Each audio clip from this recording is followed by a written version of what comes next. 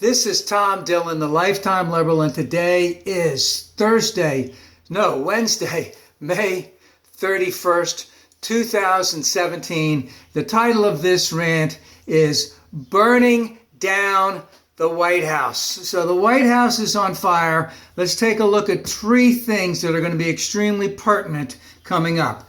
This whole thing with Jared Kushner, the son-in-law of the president, and his the alleged attempt, because it was done by anonymous sources, the alleged attempt to use the Russian embassy in Washington, use the Russian encrypted machinery to have a direct channel to, let's just say, Moscow. What we found out is that the person who leaked that information also leaked the fact that right now we are already intercepting that information. So Jared Kushner was trying to get around things, but we would have known about it anyway. Now, just two quick things on that. Incredible amount of naivety on his part, on anyone who was dealing with, he might have been talking to about that. Even the Russians were surprised by that. And just a tremendous amount of hubris to think that he could get around the incredible amount of intelligence gathering that we do here in the United States against foreign entities such as Russia.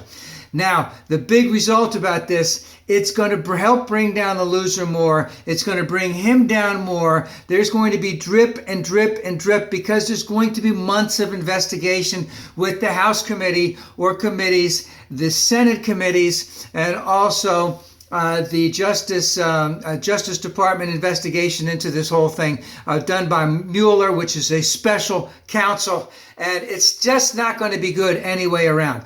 Second thing is, our good friend, the betrayer of trust, just came back from Europe, basically where he basked in the glow of the adoring Saudi Arabians. At the same time, when he got to Europe, all he could do was trash the Europeans in terms of how much they spend on defense, and riding in a cart behind him because he was too lazy to walk up front with them the whole time, pushing the president of Montenegro, I think that was it, so he could get to the front.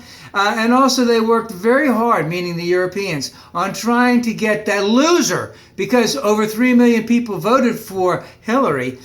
They want us to be a part of and find a solution for global climate change. And now we know this morning that he intends to pull out of the Paris Accords today. So the thing is, the big result about this hasn't been published much, is that there are a lot of European spies.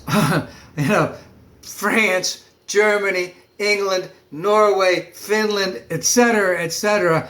They do a heck of a lot of spying on the Russians. They're ready to open up the floodgates, and they're going to go in and look for anything that they can find on Mr. Minority and send that crap out there right away. They are going after him. So again, there's going to be more drip, drip, drip. And the last thing is that right now, the way it looks, because there's no leadership at all from the White House, that we're not going to get a replacement to the Affordable Care Act that's going to be voted on and approved. So the Affordable Care Act may still be going downhill, but we won't have a replacement at all. There will not be any type of tax reform that can be done. So what's going to happen? The GOP is not going to have any accomplishments come the fall when it comes in. They're going to have to start their campaign for 2008 elections from everyone in the House and I think 25 or 20 or so Republican senators. They're going to have to run against Trump. They're going to have to run against the loser because they have to trash him, because that's the only way to justify the fact that they don't have any accomplishments. And then, of course, everything does go back to that betrayer of trust, because nothing he has done has worked out. So the White House is on fire, and it's on fire because of failure.